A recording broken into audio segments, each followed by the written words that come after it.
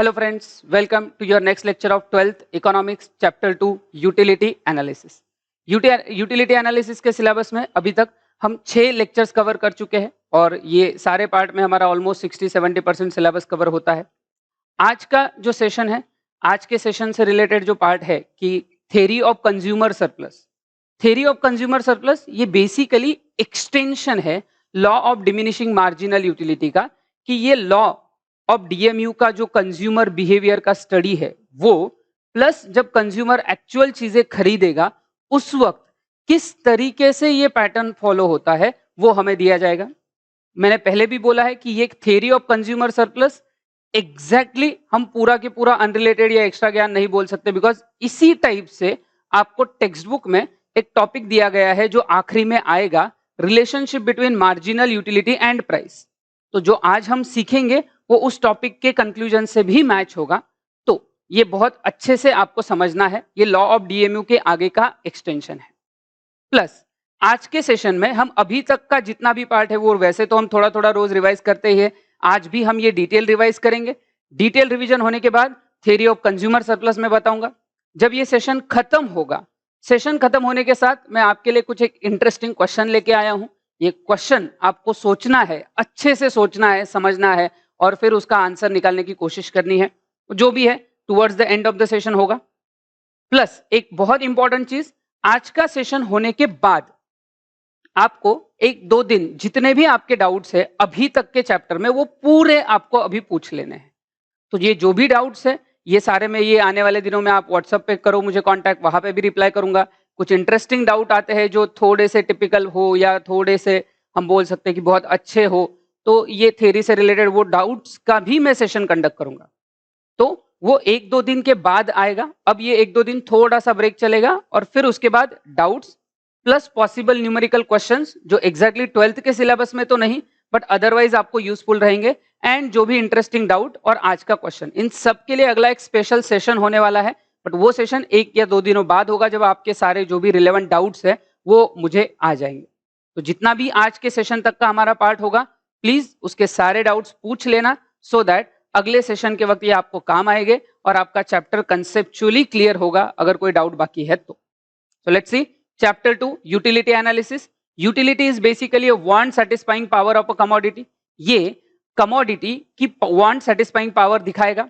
अब ये जो पर्टिकुलर पार्ट है it is helpful to understand the consumer behaviour, कि कैसे कंज्यूमर अपने मैक्सिमम सेटिस्फेक्शन तक पहुंचता है। ये पर्टिकुलर चीज हमें यहाँ पे पता चलती है। फिर ये कार्डिनल है, ऑर्डिनल है, ये 2 बातें हमने देखी। फिर उसके बाद अगला जो बेसिक क्वेश्चन हमने देखा था वो था features of utility. I hope अब तक याद हो चुका होगा। फीचर्स ऑफ यूटिलिटी में हमने टोटल 10 पॉइंट्स डिस्कस किए हुए हैं। सबसे पहला पॉइंट जो है वो है relative concept. Utility relative concept होती है, मतलब ही ये है दैट कि time to time, place to place जैसे सिचुएशन बदलेगी उसके हिसाब से यूटिलिटी चेंज होता है। फिर उसके बाद अगला पॉइंट हमने देखा सब्जेक्टिव कंसेप्ट। ये सब्जेक्टिव बोलो या साइकोलॉजिकल पार्ट होता है, तो it differs from person to person. तो यहाँ के लिए हमने जैसे स्टेथोस्कोप का एग्जांपल देखा था कि डॉक्टर के लिए यूजफुल है बट नॉर्मल पर्सन के लिए नहीं। Plus vegetarian food, non vegetarian food, इसका भी एग्जाम्पल देखा था। एग्जाम्पल्स के साथ कनेक्ट करोगे तो कंसेप्ट याद रखना अच्छा और ईजी हो जाएगा। फिर थर्ड पॉइंट हमने देखा था utility is ethically neutral concept. Utility want satisfy करता है। अब वो वांट सही है या गलत ये डिफरेंस यहाँ नहीं देखा जाएगा। इसमें नाइफ का एग्जांपल देखा था कि knife can be used to cut the vegetable और टू हार्म समवन।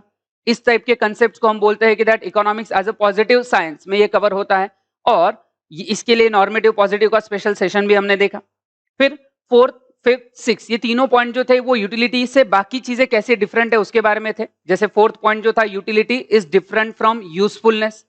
तो यूटिलिटी वांट सेटिस्फाई करेगा, वांट सेटिस्फाई हो रहा है मतलब यूटिलिटी है, बट वो पर्टिकुलर वांट आपके लिए यूजफुल हो ऐसा हर बार जरूरी नहीं है। तो वहां पे अल्कोहल का एग्जांपल लिया था कि अल्कोहल कंज्यूम करने वाले को नशा करना है तो वांट फुलफिल हो जाएगी बट वो उसके लिए हार्मफुल रहेगा। 5th पॉइंट जो हमने देखा था utility is different from pleasure. तो ये हमने मेडिसिन के एग्जांपल के साथ देखा था कि बीमार आदमी को ठीक होना है ये उसकी वांट है, दवाइयों के साथ वो ठीक हो जाता है मतलब यूटिलिटी है, बट वो दवाइयां लेने में उसको प्लेजर हो रहा है, मजा आ रहा है, ऐसा नहीं। फिर उसके बाद 6th हमने देखा था utility is different from satisfaction. So basically utility want satisfying concept होता है और satisfaction is actual realisation. Utility anticipation है, सेटिस्फैक्शन रियलाइजेशन है जो कंजम्पशन के बाद होता है। फिर अगला पॉइंट हमने देखा था seventh, utility is the rather measurement of utility is hypothetical. इसको काउंट करना इतना आसान नहीं है, इमेजिनरी है। अल्फ्रेड मार्शल ने वैसे दिया है बट उस पर क्रिटिसिज्म्स बहुत सारे आते हैं। 8 पॉइंट, यूटिलिटी इज मल्टीपर्पज। एक सिंगल प्रोडक्ट मल्टीपल लोगों की अलग अलग वांट्स फुलफिल कर सकता है, सो मल्टीपर्पज है। 9th पॉइंट हमने देखा था utility is based on the intensity of want. ये काफी इंपॉर्टेंट पॉइंट था। इसी लॉजिक के बेसिस पे law of diminishing marginal utility Alfred Marshall ने दिया है कि जितनी ज्यादा इंटेंसिटी उतना यूटिलिटी ज्यादा मिलेगा, इंटेंसिटी कम होती जाएगी तो उससे मिलने वाली यूटिलिटी भी कम। फिर उसके बाद आखिरी देखा था utility is the basis of demand. अब डिमांड जो हम आगे पढ़ने वाले हैं, जहां पे हम देखेंगे कि डिमांड मींस कोई पर्सन एक सर्टेन अमाउंट पे सर्टेन क्वांटिटी खरीद रहा है, पैसे देने के रेडी है, पैसे दे के। कोई भी पर्सन पैसा देके चीजें तभी डिमांड करेगा अगर वो वांट सेटिस्फाई करेगा, तो अगर कोई चीज उसकी वांट सेटिस्फाई नहीं करेगा तो वो उसके लिए डिमांड नहीं करेंगे। तो ये 10 फीचर्स थे यूटिलिटी से रिलेटेड। फिर उसके बाद आगे देखा था हमने types of utility. Types of utility में सिंपल से 6 अलग अलग पॉइंट्स थे। सबसे पहला पॉइंट था form utility. Now form utility की जब हम बात करते हैं तो बेसिकली जब हम चीजों का साइज, शेप, स्ट्रक्चर बदलते हैं, जैसे मैन्युफैक्चरिंग में होता है, रॉ मटेरियल से फिनिश गुड्स बनाना हो या लकड़ी के टुकड़े से फर्नीचर बनाना हो, शुगर केन से शुगर बनाना हो, तो हम वहां पे उनका साइज, शेप, स्ट्रक्चर चेंज करते हैं, तो वो फॉर्म यूटिलिटी देता है। पहला टाइप था। दूसरा place utility. Place utility is basically by changing the place, तो ट्रांसपोर्टेशन से ये आता है। वुलन क्लोथ का एग्जांपल देखा हुआ है हमने। फिर थर्ड है सर्विस यूटिलिटी, जहां प्रोफेशनल्स अपने पर्सनल स्किल का यूज करके लोगों को सर्विस देते हैं, सो डॉक्टर्स, लॉयर्स, टीचर्स, ये सब वहां आएंगे। फिर फोर्थ था नॉलेज यूटिलिटी। सो जब लोग ये जानते हैं कि how to use the product, कि ये प्रोडक्ट एग्जैक्टली कैसे यूज होगा, ये जब लोग जानते हैं तो उसको बोला जाता है, तब हम बोलते हैं कि वहां पे है नॉलेज यूटिलिटी। देन फिफ्थ अगला हमने देखा था पोजीशन यूटिलिटी, जो बायर को मिलता है, इसी को ओनरशिप यूटिलिटी ऐसा भी बोला जाता है। सेलर जब अपना प्रोडक्ट बायर को बेचता है, बायर जब उस चीज का मालिक बनता है, तो उसको ये पोजीशन यूटिलिटी मिलेगी। एंड द लास्ट पॉइंट जो हमने आखिरी चीज देखी थी वो था टाइम यूटिलिटी, जो टाइम चेंज करना या स्टोरेज करना उससे आपको डिराइव होगी। तो ये 6 यूटिलिटी के टाइप्स आपको दिए गए थे। Form utility, place utility, service utility, knowledge utility, position utility and time utility. फिर इसके बाद अगला टॉपिक हमने देखा था relationship between total concepts of utility, और वहां पे हमने 2 कंसेप्ट्स देखे थे, total utility and marginal utility. जैसे कि मैंने आपको पहले भी सिखाया है, टोटल और मार्जिनल ये यूनिवर्सल कंसेप्ट होते हैं, वो सिर्फ यूटिलिटी में काम आते हैं ऐसा नहीं है। और उसके लिए एकदम सिंपल सा मंत्र हमने पढ़ा था, अगर आपको याद होगा, दैट मार्जिनल से मार्जिनल मिलाते जाओ तो टोटल बनता है, 2 सब्सिक्वेंट टोटल को अलग करो तो मार्जिनल रह जाता है। सो बेसिकली कंज्यूमर जितने भी यूनिट्स कंज्यूम करेगा, हर यूनिट का अगर सारे जितने भी उसने कंज्यूम किए उन सब का इंडिविजुअल मार्जिनल हम ऐड करते जाएं तो टोटल यूटिलिटी मिलेगा। और अगर टोटल यूटिलिटी देके आपको मार्जिनल पूछा है तो 2 टोटल के बीच में कितना एडिशन हुआ ड्यू टू 1 यूनिट, याद रखना marginal is always because of 1 unit. एक यूनिट ऐड होने, एक यूनिट कितना आपको यूटिलिटी ऐड करके देगा, दैट इज मार्जिनल यूटिलिटी। पढ़ेंगे हम। Total utility refers to the aggregate of utility derived by the consumer from all units of commodity consume. जितने भी कंजम्पशन किए हैं उसने यूनिट्स, उन सब का टोटल सेटिस्फैक्शन या यूटिलिटी जो उसको मिला, that is total utility. It is an aggregate of utilities from the successive units, all successive units of the commodity consume. फिर फॉर्मूला भी देखा था, that total utility is summation, मतलब एडिशन ऑफ मार्जिनल यूटिलिटी, या total utility is equal to marginal utility of 1 + 2 + 3 till the N, जितने भी number of units आपने consume किए हैं। तो ये टोटल यूटिलिटी का फॉर्मूला था। फिर उसके बाद आगे देखा था मार्जिनल यूटिलिटी। मार्जिनल यूटिलिटी एक यूनिट की वजह से कितना ऐड होता है, that is marginal, individual. Marginal utility refers to the additional utility created by a consumer from an additional unit of a commodity consume. एक एक्स्ट्रा यूनिट कंज्यूम करने से कितना यूटिलिटी आपको मिला एक यूनिट की वजह से, वो है marginal utility. In other words, it is the addition made by the last unit of a commodity consumed. फिर उसका भी फॉर्मूला देखा था हमने, marginal utility of nth unit is equal to total utility of n minus total utility of n minus 1। तो जितना भी marginal आपको मिला है उसके पिछले मतलब जो उसी यूनिट का मार्जिनल निकालने के लिए उसका उस यूनिट का टोटल और उसके जस्ट प्रीवियस यूनिट का टोटल, इनका डिफरेंस मतलब मार्जिनल रहेगा। तो बेसिक कॉमन सेंस वाले पॉइंट थे कि टोटल और मार्जिनल में क्या पार्ट होगा। बट आगे जाके हमने देखा कि अगर कोई पर्टिकुलर पैटर्न है, जैसे मार्जिनल इंक्रीजिंग है, डिक्रीजिंग है, कांस्टेंट है, तो क्या पॉसिबिलिटीज है वो हमने देखा था। और उसी से रिलेटेड हमें टॉपिक जो हमें देखना था वो है relationship between total and marginal utility. तो अब यूटिलिटी के केस में अब हम लॉ ऑफ डीएमई भी देख चुके हैं, जहां हमने पढ़ा है कि मार्जिनल यूटिलिटी डिक्लाइन होती है। अब मार्जिनल यूटिलिटी डिक्लाइन होगा, इवेंचुअली जीरो रीच करेगा, और अगर एक्सेसिव कंजम्पशन रहा तो वो निगेटिव भी होगा, डिसयूटिलिटी या डिससैटिस्फैक्शन वो दिखाएगा। तो अब ये हमने देखा था, तो मार्जिनल अगर डिक्लाइन हो रहा है जब तक वो पॉजिटिव है टोटल यूटिलिटी बढ़ेगा but at a diminishing rate. जब मार्जिनल जीरो है तो टोटल मैक्सिमम रहेगा, कांस्टेंट रहेगा पिछले यूनिट के साथ। एंड लास्ट पॉइंट पे हमने देखा था कि अगर मार्जिनल निगेटिव हो गया क्योंकि टोटल मार्जिनल्स को ऐड करके बनता है, अब निगेटिव वैल्यू ऐड होगी तो टोटल यूटिलिटी कम होगा। ये बेसिक रिलेशंस हमने कवर किए थे। नाउ फिर इसके लिए हमने टेबल भी देखा था, अगर शेड्यूल आपको याद होगा तो सिंपल सा टेबल था 1 2 3 4 5 6 7, ये कमोडिटी के यूनिट्स हमने देखे थे। मार्जिनल मैंने बोला है कि आप इजीली याद रखने के लिए, क्विकली उसको कंप्लीट करने के लिए पहले मार्जिनल का कॉलम भर लेना, जिसमें आप देख सकते हो 10 8 6 4 2 0 -2 ये कंटिन्यूअसली डिक्लाइन है। फिर उनको ऐड करो तो आपको टोटल मिल जाएगा। फिर हमारे इस टेबल की अगर हम बात करें तो 5th यूनिट तक मार्जिनल डिक्लाइन हो रहा है बट पॉजिटिव है, तो टोटल बढ़ेगा at a diminishing rate. 6th unit पे मार्जिनल जीरो हो जाता है तो टोटल मैक्सिमम है, इसको हम बोलते हैं point of satiety. And last उसके बाद भी अगर कंजम्पशन कंटिन्यू रहा पॉइंट ऑफ सटाइटी के बाद तो मार्जिनल यहां निगेटिव होगा और टोटल डिक्लाइन हो जाएगा फ्रॉम 30 टू 28। और इस तरीके से ये रिलेशन देखा था। फिर यही चीज हमने टेबल के बाद डायग्राम में भी रिप्रेजेंट की हुई है, अगर आपको याद होगा तो डायग्राम में अगर आपको याद है तो relationship between total and marginal utility का बेसिक पहला रिलेशन है कि फर्स्ट यूनिट के लिए दोनों सेम है। फिर आगे देखेंगे तो मार्जिनल डिक्लाइन हुआ, 10 से 8 आया और टोटल बढ़ा बट डिमिनिशिंग रेट से। फिर आगे यही पैटर्न कंटिन्यू रहेगा अप टू 5th यूनिट। फिर 6th यूनिट के लिए हम देख सकते हैं कि यहाँ पे ये सेम लेवल पे है और ये मैक्सिमम पॉइंट यहाँ रीच करता है, और उसी लेवल पे अगर सीधा आप देखोगे तो मार्जिनल जीरो पे है, मतलब ही ये पॉइंट ऑफ सटाइटी है। उसके बाद मार्जिनल यूटिलिटी डिक्लाइन निगेटिव हो गया यहाँ पे इस पर्टिकुलर जोन में और टोटल डिक्लाइन हो गया। तो ये रिलेशन देखा था।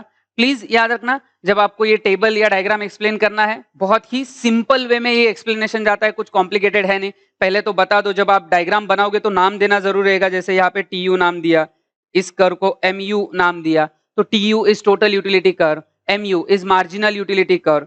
फिर एक्स एक्सिस पे हम यूनिट्स ऑफ कमोडिटी देखते हैं, वाई एक्सिस पे मार्जिनल एंड टोटल यूटिलिटी देखते हैं। तो मैंने बोला था जो डायग्राम में दिख रहा है उसकी सिर्फ कॉमेंट्री करो, फिर आगे जो पैटर्न दिखे उनकी कमेंट्री करो कि दैट फर्स्ट यूनिट के लिए marginal and total utility same है। फिर आगे ऐसा हो रहा है 5th यूनिट तक कि मार्जिनल यूटिलिटी कंटिन्यूअसली डिक्लाइन हो रहा है, टोटल यूटिलिटी बढ़ रहा है but at a diminishing rate. फिर 6th यूनिट के लिए मार्जिनल यूटिलिटी जीरो है, टोटल यूटिलिटी मैक्सिमम है, इसको बोलते हैं point of satiety. Consumption continue रहा अगर इसके आगे, नॉर्मल कंज्यूमर करेगा नहीं, रैशनल कंज्यूमर, बट अगर फिर भी करता है तो होगा ये कि मार्जिनल यूटिलिटी डिक्लाइन होगा, सॉरी मार्जिनल यूटिलिटी निगेटिव होगा और टोटल डिक्लाइन। तो ये यही चीजें आपको टेबल के नीचे या रादर डायग्राम के नीचे एक्सप्लेन करनी है इन द सेंटेंस। की पॉइंट्स वही है हमारे, MU and TU are the same for first unit, when MU decreases TU increases at a diminishing rate, when MU is 0 TU is maximum, when MU is negative TU is high declining। But याद रखना ये objective question के लिए भी ये patterns पूछे जाते हैं, तो ध्यान रखना। तो ये relationship between total utility and marginal utility देखा। फिर इसके बाद जो अगला टॉपिक हमने देखा था वो था law of diminishing marginal utility. अब law of diminishing marginal utility ये कार्डिनल एनालिसिस पे बेस्ड है, जिसमें हमने देखा है कि नंबर में अगर आपको कोई भी चीज काउंट करनी है तो यूनिट ऑफ मेजरमेंट लगता है, और मार्शल ने डॉक्टर अल्फ्रेड मार्शल ने money as a unit of measurement लिया है। एक सेंटेंस मैंने आपको बोला था लिखने के लिए, अगर आपने लिखा होगा, the amount of money which a person is ready to pay rather than go without a commodity. मतलब अगर कोई पर्सन एक सर्टेन अमाउंट पे करने के लिए रेडी है, तो जितना पैसा वो पे करने के लिए रेडी है उतना ही उसको मार्जिनल यूटिलिटी उस कमोडिटी से मिलता है। तो ये न्यूमेरिकल टर्म्स में काउंट करने के लिए money as a unit of measurement लिया है और फिर ये लॉ उन्होंने प्रेजेंट किया है। प्लस इसके अलावा और भी उनके कुछ अजम्पशंस हैं जो हमने ऑलरेडी पढ़ लिए है, रिवाइज कर लेंगे। बट सबसे पहले लॉ अगर आएगा तो आपको लिखना पड़ेगा इंट्रोडक्शन। इंट्रोडक्शन स्क्रीन पे आए, इसके पहले ही आप बोल सकते हो, जैसे बेसिक था इसमें, this law was first given by, याद करो, this law was first given by professor Gossen, that's why it is called Gossen's first law. In detail बाद में इसको एक्सप्लेन किसने किया? Doctor Alfred Marshall in his book principles of economics published in 1890। ये book, उसका year, author, ये याद रखना है। ऑब्जेक्टिव क्वेश्चंस के लिए आते हैं। ऑब्जेक्टिव में आपको ऑप्शंस नहीं है, जो डिस्क्रिप्टिव क्वेश्चंस होते हैं जहां आपको बहुत सारी चीजें लिखनी होती है वहां आपको एग्जाम में ऑप्शन मिलता है। ऑब्जेक्टिव क्वेश्चंस में ऑप्शन नहीं है। जैसे for example fill in the blanks अगर 5 आएंगे तो 5 मार्क के लिए 5, ऐसा नहीं होगा कि एनी 5 फ्रॉम 8 ऐसा या 6 7, नहीं, एक भी ऑप्शन नहीं मिलेगा। तो जो पॉसिबिलिटी ऑब्जेक्टिव क्वेश्चंस के लिए वो आपको बहुत अच्छे से याद रखनी है। नाउ फिर ये बुक का नाम देखा, फिर हमने देखा कि इंट्रोडक्शन में हमने देखा कि based on intensity that utility derives diminishes with the reduction in the intensity of want. तो जैसे जैसे कंजम्पशन बढ़ेगा इंटेंसिटी कम होगी और उसके साथ साथ मार्जिनल यूटिलिटी भी कम होगी। फिर ये इंट्रोडक्शन हुआ। इंट्रोडक्शन के बाद अगर हम बात करें statement of the law, law का स्टेटमेंट आपको दिया गया था, अगर आपको याद होगा अच्छे से, स्टेटमेंट भी बहुत सिंपल था। अकॉर्डिंग टू प्रोफेसर मार्शल या doctor Alfred martial, other things being constant, ध्यान से सुनना, other things being constant, the additional benefit which a person derives from a given unit of increase in a stock of thing diminishes with the every increase in the stock that he already has। तो जैसे जैसे consumption बढ़ेगा वैसे वैसे additional benefit, याद रखना additional benefit मतलब किसकी बात कर रहे हो? वो मार्जिनल यूटिलिटी जो आप डिराइव कर रहे हो वो डिमिनिश होती जाएगी with the every increase in the stock that he already has. ये स्टेटमेंट हमने कल के सेशन में बहुत बार रिकॉल किया था। ये लर्न करना पड़ेगा, एज इट इज लर्न करना पड़ेगा, तो वो ध्यान रखना। तो स्टेटमेंट के नीचे उसका एक्सप्लेनेशन भी रहेगा। आप अभी हम रिवाइज करें तो सिर्फ स्टेटमेंट लिखा है मैंने, बट उसके बाद उसका थोड़ा एक्सप्लेनेशन भी आएगा कि सिंगल बॉन्ड फुल्ली सटाइबल होती है, कंजम्पशन के साथ इंटेंसिटी कम होती है और मार्जिनल यूटिलिटी डिक्लाइन होता है। फिर इसका भी हमने शेड्यूल देखा था। शेड्यूल काफी सिंपल था, दैट यूनिट वही पार्ट है 1 2 3 4 5 6 7 unit, marginal utility 10 8 6 4 2 0 -2, that's it, as simple as that. Point ये है कि यहाँ पे भी हम देख सकते हैं कि एमयू डिक्लाइन होता है, एक जगह 0 है पॉइंट ऑफ सैटिस्फैक्शन, बाद में निगेटिव। तो ये डायग्राम शेड्यूल वही है, सिर्फ यहाँ टोटल यूटिलिटी का कॉलम हमने नहीं लिया। फिर उसके बाद अगर हम आगे बढ़ेंगे डायग्राम आएगा। डायग्राम में मार्जिनल यूटिलिटी आप देख सकते हो, फर्स्ट के लिए 10 यूनिट, फिर उसके बाद डिक्लाइन हुआ 8, फिर आगे और डिक्लाइन होता है, फिर आगे डिक्लाइन होते होते 10 8 6 4, ये आप देख सकते हो। फिर आता है 2 0 6 यूनिट के लिए यहाँ 0 आ रहा है, this is the point of satisfaction, और उसके बाद निगेटिव। इवन जो लॉ ऑफ डीएमयू का डायग्राम था वहां पे हमने ये देखा था कि ये थोड़ा एरिया पेंसिल से ही, जब आप एग्जाम में भी करोगे पेंसिल से करना, मल्टीपल कलर पेन अलाउड नहीं होता है, तो आप पेंसिल से डायग्राम निकालोगे, वहां पे ये शेडेड एरिया जो है ये दिखाता है कि दैट दिस इज डिससैटिस्फैक्शन और डिसयूटिलिटी, ये आपको ध्यान रखना है। फिर डायग्राम के बाद इसका भी बेसिक और बहुत ही सिंपल सा एक्सप्लेनेशन था कि एक्स एक्सिस पे यूनिट्स ऑफ कमोडिटी है, वाई एक्सिस पे मार्जिनल यूटिलिटी है। Marginal utility MU is the marginal utility curve जो डाउनवर्ड स्लोप हो रहा है। इसका मतलब ही कि जैसे जैसे हम एक्स एक्सिस पे कमोडिटी इंक्रीज कर रहे हैं, वाई एक्सिस पे मार्जिनल यूटिलिटी कम हो रहा है। फिर एक 6th पॉइंट पे, 6th यूनिट पे वो इंटरसेप्ट कर रहा है, मतलब एक्स एक्सिस को इंटरसेक्ट कर रहा है, क्रॉस कर रहा है, यहाँ पे पॉइंट ऑफ सैटिस्फैक्शन आती है, और उसके बाद जो है निगेटिव सेक्शन में वो जा रहा है जहां पे डिससैटिस्फैक्शन रिप्रेजेंट होता है। तो जो भी आप डायग्राम में देखते हो वही उसके एक्सप्लेनेशन में बाद में आना एक्सपेक्टेड रहेगा। तो ये law of diminishing marginal utility देखा। फिर उसके बाद अगला जो क्वेश्चन उसी में देखा था हमने, वो था assumptions of the law of diminishing marginal utility. ये कल के सेशन में देखे थे। बिना इन अजम्पशंस के लॉ प्रूव नहीं होता, प्लीज याद रखना, बिना इन अजम्पशंस के लॉ प्रूव नहीं होगा। तो ये ध्यान से आपको अजम्पशंस याद रखने हैं। तो पढ़ेंगे हम, टोटल 9 अजम्पशंस हमने देखे थे, आई होप अब तक लर्न हो चुके होंगे। सबसे पहला अजम्पशन जो हमने देखा था, यस, आंसर देते रहो फटाफट।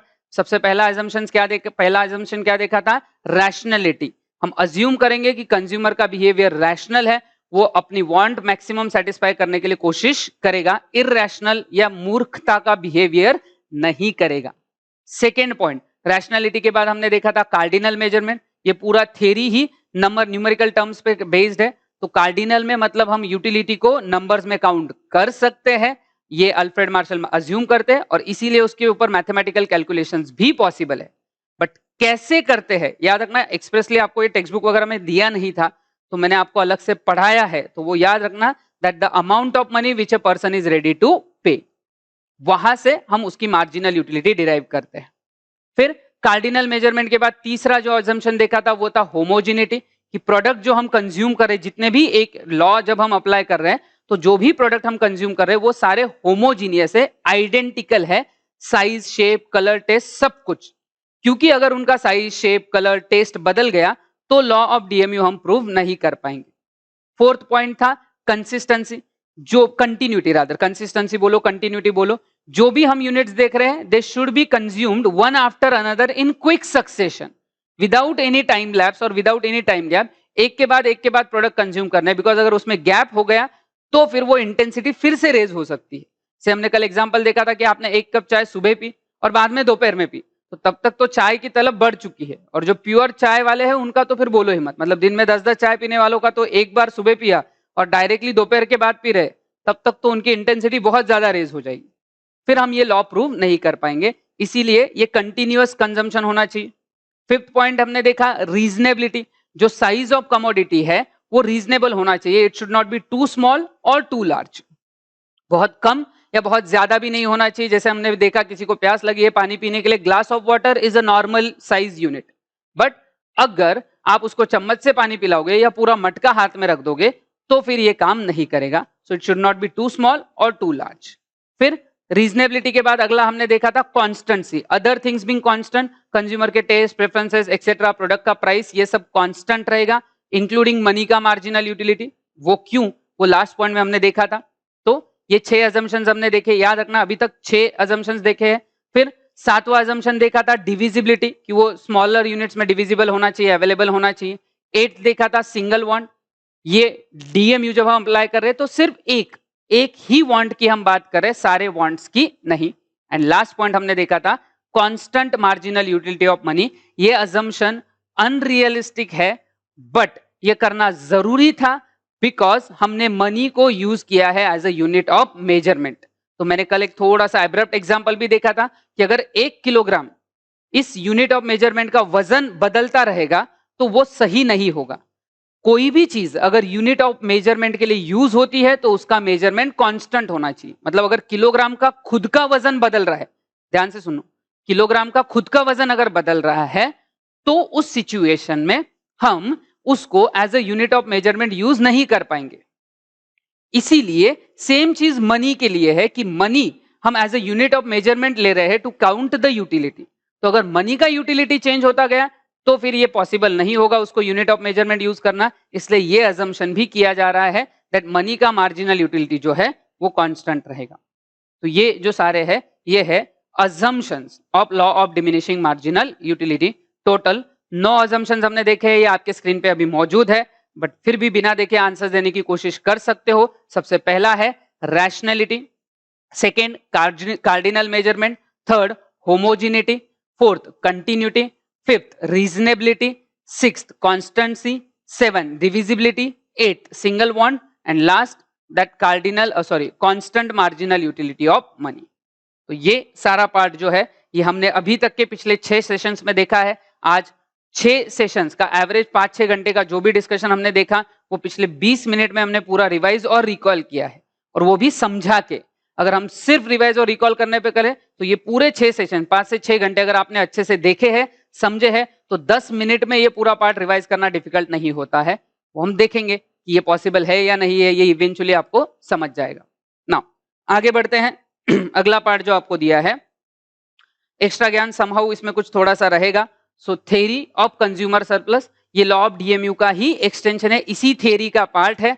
ये टेक्स्ट बुक में होना चाहिए था बट नहीं दिया है। इवन अगर आप CA foundation, CS foundation, CWA intermediate वगैरह देखो, इंटर फाउंडेशन लेवल देखोगे तो वहां DMU के बाद इमीडिएटली ये थ्योरी दिया हुआ रहता है। तो वो कैसे अप्लाई हो रहा है, क्या उसमें ये कंज्यूमर सरप्लस एग्जैक्टली क्या है, ये हम डिस्क्राइब करेंगे। बट इसके लिए एक एग्जांपल लेंगे हम। अब ध्यान से सुनना, ये काफी इंपॉर्टेंट एग्जांपल रहेगा। अगले 5-10 मिनट हम ये एग्जांपल डिस्कस करेंगे। ये अगर आपको समझ गया तो आगे आप ऐसा समझ लो सिर्फ रीडिंग की फॉर्मेलिटी रहेगी, पूरा कंसेप्ट समझ में आ जाएगा। बहुत अच्छे से और ध्यान से सुनना है। थोड़ा बहुत एग्जांपल आपको सिमिलर लगेगा, हमने पहले भी देखा है, बट आज उसका एडिशनल पार्ट है, तो अच्छे से देखना। से फॉर एग्जांपल अब मैं यहाँ पे लिख रहा हूं serial number, marginal utility and price. अब सपोज कोई कंज्यूमर कोई चीज खरीदना चाहता है और जब वो उसका पहला यूनिट खरीद रहा है तो उसको मार्जिनल यूटिलिटी देखनी है। अब हमने देखा है कार्डिनल कंसेप्ट में हम मार्जिनल यूटिलिटी को मनी टर्म्स में काउंट करते हैं। कैसे, याद करो कैसे, the amount of money which a person is ready to pay rather than go without a commodity. Say for example ये मार्जिनल यूटिलिटी है 500, कितना वो पे करने के लिए रेडी है, 500 रुपए। अब ये प्रोडक्ट की प्राइस जब उसने सामने पूछी, सामने पर्सन को उसने पूछा कि भाई बताओ कि इसका प्राइस कितना है, तो सेलर ने बोला 300 रुपए। क्वेश्चन आपको ही सोचना है, क्या कंज्यूमर ये प्रोडक्ट खरीदेगा या नहीं खरीदेगा। वैसे हम ये देख चुके हैं, बट फिर भी लेट्स सी कि कितना दिमाग आप लगा पाओगे। यस, 500 रुपए उसको वर्थ लग रहा है, सामने वाला पर्सन 300 में ऑफर कर रहा है। इससे अच्छी बात क्या हो सकती है कि हमें ये 500 का वर्थ लग रहा है, सामने वाला बोल रहा है भाई 300 में लेके जा, तो फिर डेफिनेटली कंज्यूमर इस प्रोडक्ट को बाय करेगा। नाउ अब डीएमयू की बात यह है कि ये एक ही वांट की हम बात कर रहे हैं, अज्यूमिंग कि कंज्यूमर के पास सफिशिएंट पैसे हैं। अब वो देखेगा, सेकेंड यूनिट के लिए हम बात करते हैं कि सेकेंड यूनिट के लिए अब हमने देखा है कि एक यूनिट आ गया, इंटेंसिटी कम होगी तो मार्जिनल यूटिलिटी कम होगा। तो मार्जिनल यूटिलिटी अब है उसका 400। रादर हम ये मार्जिनल यूटिलिटी का शेड्यूल ही बना लेते हैं, 4th 5th तक चले जाते हैं। तो यहां पे अगर उसको 300, 200, 100,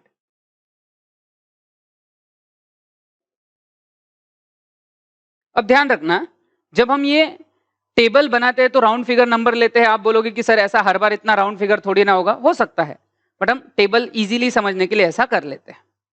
अब याद रखना उस प्रोडक्ट की मार्जिनल यूटिलिटी उसके लिए कम होती जाएगी, तो सेकेंड यूनिट के लिए वो 500 देने के लिए रेडी नहीं होगा, वो 400 ही देने के लिए रेडी होगा। थर्ड के लिए 300, फोर्थ के लिए 200, फिफ्थ के लिए 100। ये normal law of diminishing marginal utility के हिसाब से चल रहा है। तो पहला यूनिट तो वो डेफिनेटली खरीदने वाला है क्योंकि वो देना चाहता है, देने के लिए रेडी है 500 और उसको देने पड़ रहे हैं 300, तो पहला प्रोडक्ट तो वो बाय करेगा। तो मैं ये टिक सिर्फ यहां चेंज कर देता हूं। सेकेंड यूनिट के लिए देखो उसकी मार्जिनल यूटिलिटी कितनी है, 400।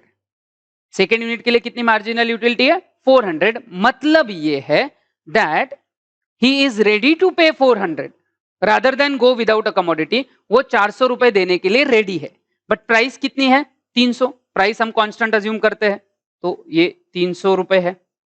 अगेन खरीदेगा या नहीं खरीदेगा, डेफिनेटली खरीदेगा। थर्ड यूनिट की बात करते हैं, तो थर्ड यूनिट के लिए क्या हो रहा है दैट मार्जिनल यूटिलिटी जो है उसको मिल रही है 300। कैसे निकली है marginal utility, the amount of money which a person is ready to pay, कितना पे करने के लिए रेडी है, 300। प्राइस कितनी है, 300, तो डेफिनेटली खरीदेगा। तो यहां तक का पार्ट अगर मैं एनालाइज करूं तो पहले दो यूनिट के लिए marginal utility is greater than price. Price कम है, मार्जिनल यूटिलिटी ज्यादा है, तो बाय होगा। थर्ड यूनिट के लिए हम देखते हैं तो marginal utility is equal to price, यहां भी खरीदेगा, जितना वर्थ लग रहा है खरीद रहा है। फोर्थ एंड फिफ्थ यूनिट के लिए अगर हम देखेंगे तो प्राइस जो है वो है 300। अब यहां फोर्थ यूनिट के लिए उसको वर्थ लग रहा है 200, फिफ्थ के लिए लग रहा है 100, बट प्राइस कितनी है, 300।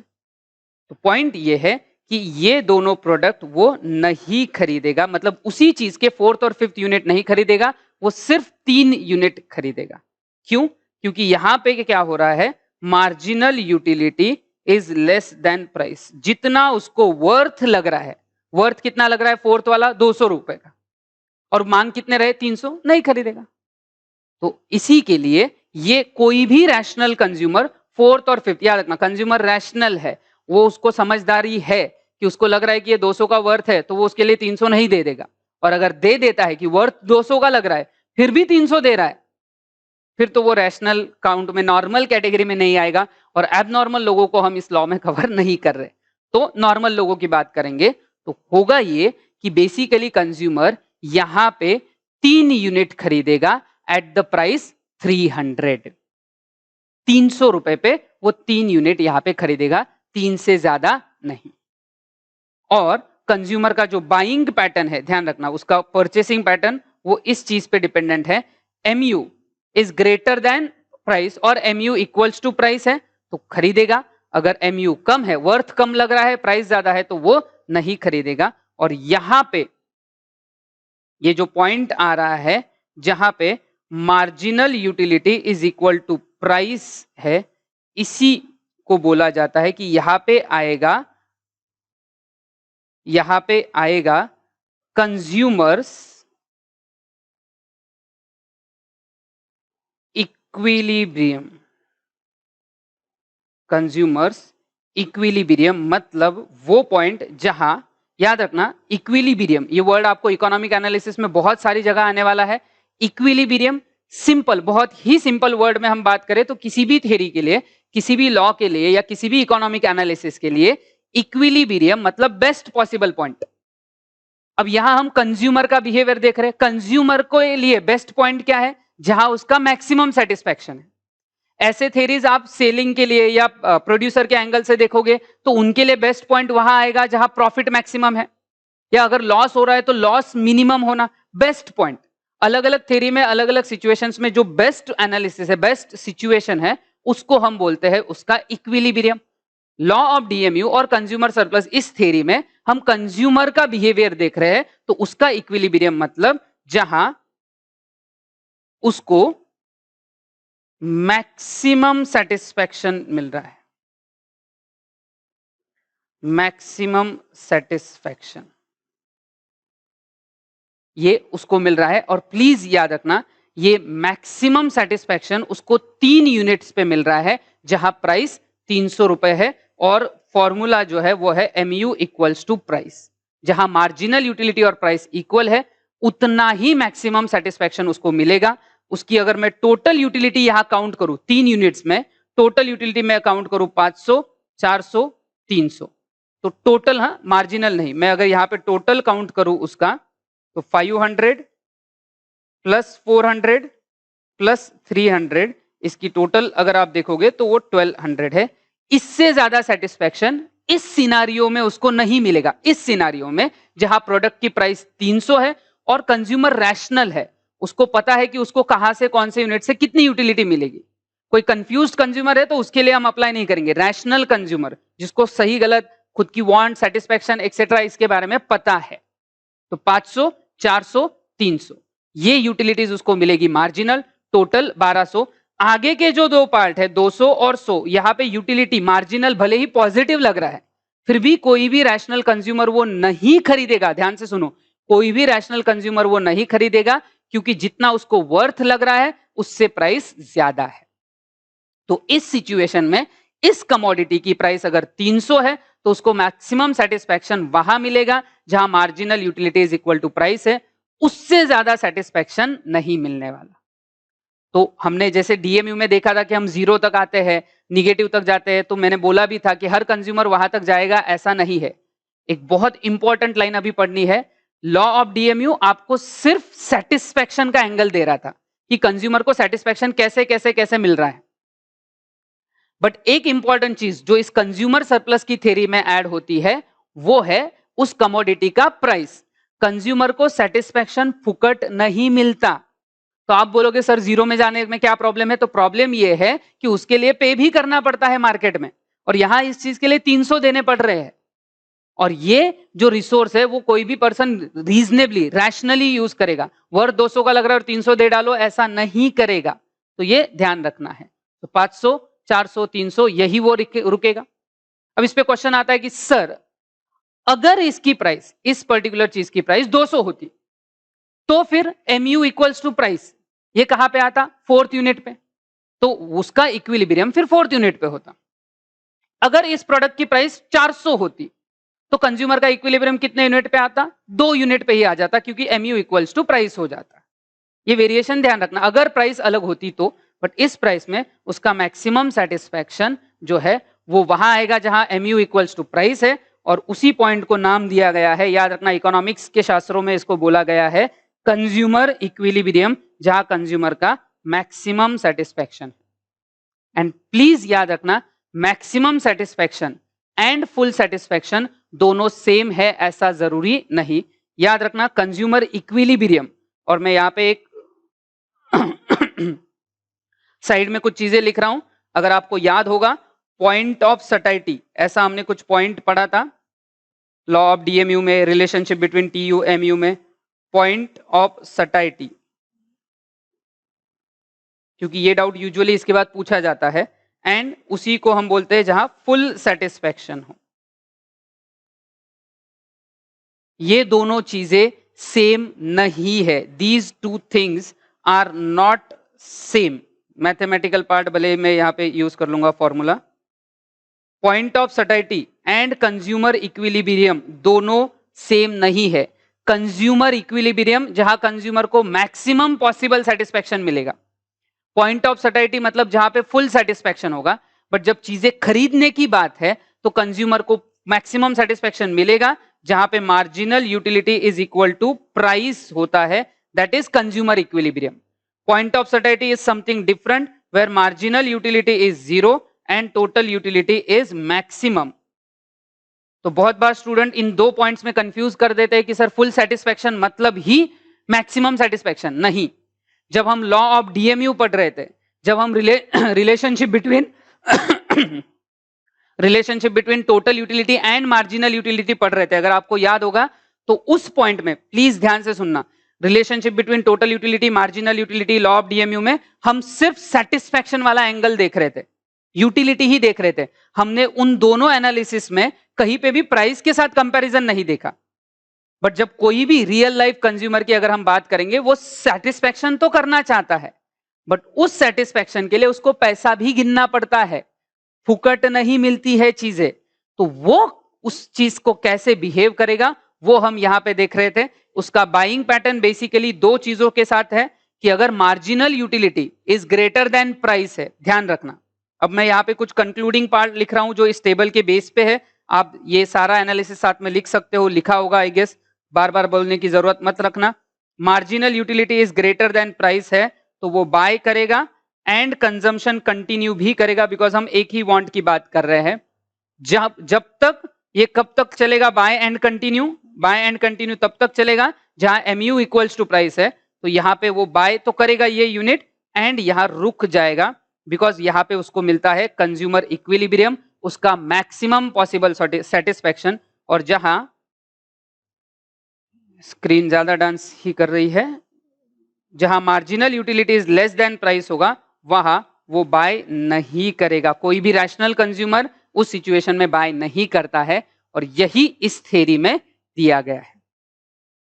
अब ये सारा एक्सप्लेनेशन आपने ध्यान से सुना होगा, और एक डाउट जो किसी ना किसी के दिमाग में रह गया होगा, सर आपने इसको नाम दिया है कंज्यूमर सरप्लस, बट उसका क्या, ये कंज्यूमर सरप्लस कहां से आया? तो बस वही एक आखिरी चीज आपको एक्सप्लेन कर देता हूं, दैट जब हमने देखा कि मार्जिनल यूटिलिटी 500 है और वो देने के लिए 500 रुपए देने के लिए रेडी है, लेकिन 300 में मिल गया, इसका मतलब कंज्यूमर सरप्लस यहां हुआ है। याद रखना कंज्यूमर सरप्लस हुआ है 200 का, 200 रुपए का सरप्लस है। क्यों? देना कितना चाहता था कंज्यूम, कितना देने के लिए रेडी था? 500। कितना दे रहा है? 300, 200 का सरप्लस। सेकेंड यूनिट पे वो कितना देना चाहता था? 400। कितना दे रहा है? 300, तो 100। और थर्ड यूनिट के लिए ये कंज्यूमर सरप्लस, अभी के लिए मैं ये पॉइंट हटा रहा हूं, थर्ड यूनिट के लिए ये कंज्यूमर सरप्लस जो है ये 0 है। फिर उसके आगे तो कोई भी रैशनल कंज्यूमर नहीं बढ़ेगा। तो ये कंज्यूमर सरप्लस बेसिकली कैसे निकला, तो इसका formula marginal utility minus price. और इसको अगर मैं वर्ड्स में एक्सप्लेन करूं, मार्जिनल यूटिलिटी माइनस प्राइस, तो marginal utility is amount of money which a person is ready to pay and minus price what he actually pays. तो ये सारा जो पार्ट है ये है related to theory of consumer surplus, जो DMU का ही एक्सटेंशन है। अब याद रखना, जब कंज्यूमर चीजें खरीदने जाता है तो ये सारी चीजें वो कैलकुलेट करता है या सोचता है, बट ये ओवरऑल सोच होती है। से फॉर एग्जांपल एक्चुअल कंज्यूमर गया उसने पहला यूनिट खरीदा, पूछा सामने वाले को कितने में, उसने बोला 300। अब कंज्यूमर बोल रहा है मुझे 1 यूनिट दे दो, 1 यूनिट ले लिया। फिर वो सोचता है कि अरे मैं दूसरा खरीदूं तो कितना होगा 400, तो फिर दे दो। ऐसा नहीं होता है।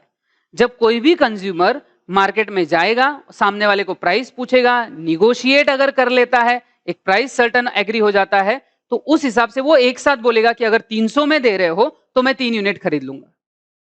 इवन निगोशिएशन में वो ये भी बोल सकता है अगर आप 200 में दोगे तो 4 खरीदने हैं भैया। होता है ना ऐसा, भैया ज्यादा खरीदना है, आप कम बोलो तो ठीक ठीक बोलो तो होगा। कभी मम्मी के साथ शॉपिंग करो, मम्मी के साथ शॉपिंग करो, सब्जी खरीदने जाओ तो समझेगा आपको कि सब्जी खरीदने के लिए जाते हैं और सब्जी वाला बोलता है कि भाई क्या है, बहुत बार तो वो खुद ही बोल देता है कि हम सामने से रेट पूछते हैं कि क्या भाई ये सब्जी का टमाटर का रेट क्या है, तो वो बोलता है 20 रुपए पाव, 250 ग्राम्स, पाव मतलब 250 ग्राम्स, तो 250 ग्राम्स जो है वो 20 रुपए में दूंगा। और अगर ज्यादा खरीदोगे, मतलब 1 किलो अगर खरीदोगे तो 60 रुपए में, 60 रुपए किलो। सी लॉजिक क्या हो गया, 20-20 रुपए के हिसाब से 250 ग्राम अगर हम करते जाए तो 800 रुपए हो जाते हैं, सॉरी 800 नहीं 80, इतना नहीं 80 होते। 250 ग्राम के लिए 20, तो पूरे 1 किलो के लिए कितना, ये मैथमेटिकल कैलकुलेशन अगर हम देखेंगे तो 80 हो रहे हैं, बट वो सामने से खुद होके बोल रहा है। याद रखना, वो सेलर कंज्यूमर सरप्लस को समझता है, राइट। इसका मतलब ये नहीं कि उसने 12th इकोनॉमिक्स पढ़ा है, कॉमन सेंस है। उसको भी पता है कि अगर कोई भी नॉर्मल हाउस होल्ड लेडी या कोई भी हाउस होल्ड पर्सन टमाटर जैसी कोई चीज खरीदने आएगा, तो अगर वो ज्यादा खरीदेगा तो वो ज्यादा पे करने के लिए रेडी नहीं होगा। एक पाव 250 ग्राम के लिए 20 रुपए ठीक है, बट अगर मैं चाहता हूं कि मैं किलो भर टमाटर उसको बेचूं तो मुझे वो रेट कम करना पड़ेगा। ये एक नॉर्मल सेलर भी जानता है और इसी टेक्निक्स का वो फायदा उठाते हैं।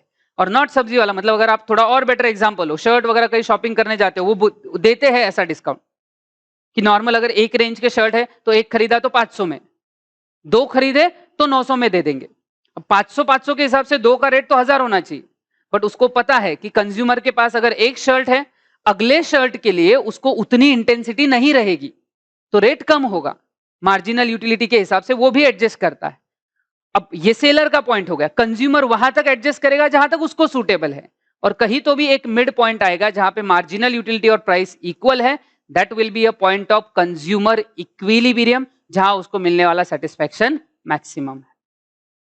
तो इस तरीके से ये थ्योरी का एप्लीकेशन होता है। तो ये सब हमने पार्ट समझ लिया, इसको अच्छे से देखो, समझो, कुछ डाउट्स आते हैं तो जरूर पूछो। नाउ पढ़ेंगे हम इसको, क्विकली गो थ्रू कर लेंगे कि क्या है ये consumer surplus. The concept of consumer surplus was evolved by Alfred Marshall. This concept occupies an important place, not only in economic theory, but also in economic policies of government and in decision making of monopolists. मतलब price decide करने वाले जो sellers होते हैं वो भी, even government भी ये चीज देखता है। ये सिग्निफिकेंस ऑफ डीएमयू में आएगा। It has been seen that consumers generally are ready to pay more for certain goods than what they actually pay for them.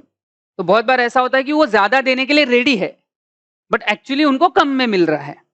The extra satisfaction which consumer gets from their purchase of good is called by Marshall as consumer surplus. जो वो extra मिला, जैसे हमारे case में अगर आपको याद होगा, हमने जो टेबल देखा था, 500 रुपए देने के लिए रेडी था, 300 में मिल गया, तो वो जो एक्स्ट्रा है that is consumer surplus. Marshall defined the concept of consumer surplus as excess of the price which a consumer would be willing to pay rather than go without a thing over that which he already actually does pay is called the consumer surplus. तो ध्यान से सुनना, sentence में ये बहुत technical लगता है, बहुत सिंपल है। पूरा सेंटेंस सुनो, यहां से स्टार्ट होता है, एक्सेस ज्यादा of what, price which a consumer would be willing to pay rather than go without a thing. यहां तक अगर मैं देखूं मतलब क्या है ये, what he is ready to pay मतलब marginal utility minus that which he actually pays मतलब price. So marginal utility minus price मतलब ही आता है कंज्यूमर सरप्लस। और ऐसा तरीका होता है बोलने का, एक्सेस ओवर दिस एक्सेट्रा। मतलब सिंपल सी बात करें, अगर हम छोटा सा एग्जांपल ले कि किसी पर्सन का इनकम, ध्यान रखना ये छोटा सा आएगा, किसी पर्सन का इनकम 100 रुपीज है और ये कमाने के लिए उसने एक्सपेंडिचर किए हैं 80, तो प्रॉफिट हुआ या लॉस? प्रॉफिट हुआ। तो कैसे निकला प्रॉफिट? प्रॉफिट का अगर मैं यहां फॉर्मूला बनाऊं, इस एग्जांपल में अगर मैं प्रॉफिट का फॉर्मूला बनाऊं, profit is equal to income minus expenditure, so 100 minus 80 equals to 20। अब मैं इसको थोड़ा टेक्निकली डिस्क्राइब करूं तो मैं उसको ऐसा लिख सकता हूं, एक्सेस, ध्यान से सुनना, excess of income over expend, excess of income over expenditure की इनकम एक्सेस है एक्सपेंडिचर से, कितना? 20 रुपए। सेम वे मार्जिनल यूटिलिटी कितना एक्सेस है देन एक्चुअल प्राइस, वही है कंज्यूमर सरप्लस।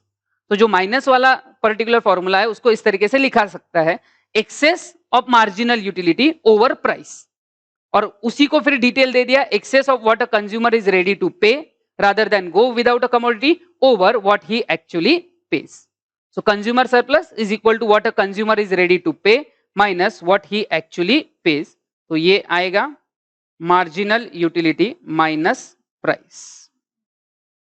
पढ़ेंगे आगे। The concept of consumer surplus is derived from the law of diminishing marginal utility. As we know from the law of DMU, the more of a thing we have, the lesser the marginal utility it has. तो जितनी ज्यादा चीजें बढ़ेंगी quantity में, उतना ज्यादा उसके लिए लोग कम पे करेंगे, कम मार्जिनल यूटिलिटी होगी। In other words, as we purchase more of a goods, its marginal utility goes on diminishing. The consumer is in equilibrium, याद रखना कंज्यूमर इक्विलिब्रियम में है, मतलब उसको मैक्सिमम सेटिस्फैक्शन है when marginal utility is equal to given price, MU equals to price. ये equilibrium point है, ये क्वेश्चन में आता है, ध्यान रखना। He purchases that many number of units of good at which MU is equal to marginal utility is equal to price. It is assume that perfect competition prevail in the market. ये price constant के लिए assumption बनाया गया है, वो हम आगे पढ़ेंगे, मार्केट के चैप्टर वगैरह में आएगा। अब तक सिर्फ इतना ध्यान रखो कि प्राइस कांस्टेंट है। अगर प्राइस बदली तो फिर इक्विलिब्रियम भी बदल जाएगा, बेस्ट पॉइंट भी बदल जाएगा। प्राइस 300 थी तो हमने देखा 3 यूनिट पे बेस्ट पॉइंट है, 200 है तो 4 यूनिट पे, और 400 है तो 2 यूनिट पे। Since the price is same for all unit of the good he purchases, he gets extra utility from all units consume by him except for the one at the margin. This extra utility or extra surplus of consumer is called consumer's surplus. ये जो extra मिला उसको, वो consumer का surplus है। It is often argued that this concept is theoretical toy. The surplus satisfaction cannot be measured precisely. तो जो ordinal वाले हैं उनके हिसाब से इस तरीके से utility precise calculate नहीं हो सकती, ये limitation. In case of every very essential good of life, utility is very high, but prices paid for them are low, giving rise to an infinite surplus satisfaction. ये याद रखना कौन सी चीजों के लिए बोला उसने, वेरी इसेंशियल गुड्स, बहुत ज्यादा जो इसेंशियल गुड्स है उनके लिए वो बात कर रहा है, जैसे हवा, पानी एक्सेट्रा। अब सिंपल सी बात है, अगर आप पानी की बात करो तो हमको म्युनिसिपल कम्युनिकेशन से पानी आता है, जिसके हम साल के 2000-2500 भरते हैं, वो हमारे लिए बेसिक सर्वाइवल है। अब हम एक्चुअल प्राइस बहुत कम है, बट अगर आपके पास पानी की बहुत ज्यादा जरूरत है, हवा, पानी, ये जो बेसिक नेसेसिटी, उनके लिए हम कितना भी दे सकते हैं, उनके बिना जिंदा थोड़ी ना रहेंगे, फिर करेंगे क्या ये सब पैसा बचा के? तो हम उनके लिए बहुत ज्यादा देने के लिए रेडी है, बट एक्चुअल में वो हमको बहुत सस्ता मिल जाता है। तो वो जो गैप है ना, व्हाट वी रेडी टू पे फॉर अ पानी, हवा एक्सेट्रा, माइनस उसके एक्चुअल प्राइस, ये गैप बहुत बड़ा है। बिकॉज अगर जरूरत पड़ी तो हमारे पास हर चीज अवेलेबल, हम उसको दे डालेंगे। मतलब पानी नहीं मिल रहा है तो पानी के लिए हम बहुत कुछ देने के लिए रेडी हो जाएंगे, देन एक्चुअल हम उसको दे रहे हैं, राइट। बॉटल भी खरीदते हैं तो लीटर पर पानी के लिए 20 रुपए लग जाते हैं, या म्यूनिसिपल कॉर्पोरेशन का पानी हम इतना यूज करते हैं साल के 2,000 देते हैं, but what we are ready to pay, अगर जरूरत पड़ी तो सब कुछ, बट एक्चुअली पे करने वाली प्राइस बहुत छोटी है। तो वही उनका बोलना है कि जो इसेंशियल कमोडिटीज है, नेसेसिटी, जिनके बिना सर्वाइव नहीं होगा, उनका ये जो डिफरेंस है ना, कि हम कितना देना चाहते हैं और कितना मिलता है, वो डिफरेंस जो है वो इनफाइनाइट होता है, या मतलब बहुत ज्यादा होता है। Further, it is difficult to measure the marginal utilities of a different unit of a commodity consumed by a person. अलग अलग commodities के लिए देखें तो बहुत difficult रहेगा, ये ऑर्डिनल का बेसिक ऑब्जेक्शन तो है ही। Consider the next table in which we have illustrated the measurement of consumer surplus in case of commodity X. The price of X is assumed to be 20. तो ये price 20 है, marginal utility आपको दिया है 30, 28, 26, 24, 22, 20, 18। तो basic हमने जैसा देखा कि ये MU माइनस प्राइस, तो पहले यूनिट का कंज्यूमर सरप्लस 10 है, कैसे आया ये 30 माइनस 20, 28 माइनस 20, 26 माइनस 20, इस तरीके से ये आया। और यहाँ पे 6th यूनिट पे अगर हम देखें तो marginal utility is equal to price, यहाँ पे MU जितना मार्जिनल यूटिलिटी उसको प्रोडक्ट से मिल रहा है इज इक्वल टू प्राइस, और यहाँ पे 6th यूनिट पे आता है कंज्यूमर का इक्विलिब्रियम। अब ये जो टेबल दिया है सिंपल सा, इसी की कमेंट्री नीचे है। We see from the above table that when consumer consumption increases from 1 to 2 units, his marginal utility from 30 to 28, his MU goes on diminishing as he increases his consumption of goods X. तो पहले unit से 30 था, 28, 26, 24 continuously कम हुआ। Second point, since MU for a unit of good indicates the price of consumer he is willing to pay for that unit, and since price is assumed to be fixed 20 rupees, the consumer enjoys surplus on every unit purchased till the 6th unit. 6th unit तक, मतलब 6th के पहले तक 5 unit तक उसको surplus मिल रहा है। यहां पे अगर आप सरप्लस का टेबल देखोगे तो 10, 8, 6, 4, 2, 5th यूनिट तक उसको वो सरप्लस मिला, 6th पे नहीं। Thus, when consumer purchasing 1 unit of X, the marginal utility is worth 30 and price is 20. Thus, he is deriving surplus of 10 पहले यूनिट के लिए। Similarly, when he purchases second unit, he enjoys the surplus of 8, क्योंकि second का MU 28 है और price 20, तो 28 minus 20, 8 रुपए का surplus. This continues and he enjoys surplus equal to 6, 4, 2 respectively from 3rd, 4th and 5th unit. When he buys 6 units, he is in equilibrium because his marginal utility is equal to the market price, और he is willing to pay a sum equal to the actual market price, and therefore he enjoys no surplus. Thus, given the price of rupees 20 per unit, the total surplus which the consumer will get is 10 plus 8 plus 6 plus 4 plus 2 plus 0 is equal to 30. तो जो उसको पूरा surplus मिला, ये 10 plus 8, last column वाला 10 plus 8 plus 6 plus 4, 2, उसको 30 मिला। ये है उसका कंज्यूमर बिहेवियर का टेबल, और उसका टेबुलर एनालिसिस हमने एक्चुअली एक टेबल देख लिया, ये भी एक और टेबल है यहाँ पे।